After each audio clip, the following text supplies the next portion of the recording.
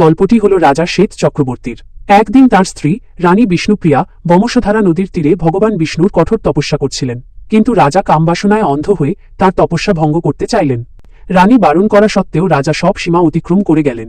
যেই তিনি রানীকে স্পর্শ করতে গেলেন, অমনি বমশধারা নদী এক বিশাল রূপ ধারণ করল। জলের এক বিশাল ঢেউ উঠল এবং রাজাকে তুলে নিয়ে দূরে পাথরের উপর আছড়ে ফেলল।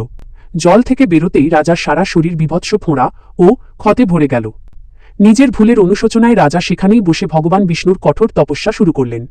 রাজার কষ্ট এবং সত্যিকারের অনুশোচনা দেখে ভগবান বিষ্ণু সত্যিই এক বিশাল কচ্ছপের রূপে আবির্ভূত হলেন। তিনি তার সুদর্শন চক্র দিয়ে পৃথিবীতে আঘাত করলেন এবং একটি জলাশয় তৈরি করলেন, যাকে আজ শ্বেত পুষ্করিণী বলা হয়। সেই জলাশয়ে স্নান করার সঙ্গে সঙ্গে রাজার শরীর আবার সোনার মতো উজ্জ্বল হয়ে উঠল। রাজার প্রার্থনায় ভগবান সেখানেই একটি স্বয়ম্ভু কচ্ছপরূপী শিলা হয়ে গেলেন। এই মন্দিরটি অন্ধ্রপ্রদেশের শ্রীকাকুলামে অবস্থিত। এখানকার সবচেয়ে বড় জীবন্ত প্রমাণ হল মন্দির প্রাঙ্গণে ঘুরে বেড়ানো শত শত আসল কচ্ছপ। বিষ্ণুজির এই দুর্লভ অবতারের জন্য কমেন্টে জয় কুর্মনাথ অবশ্যই লিখুন।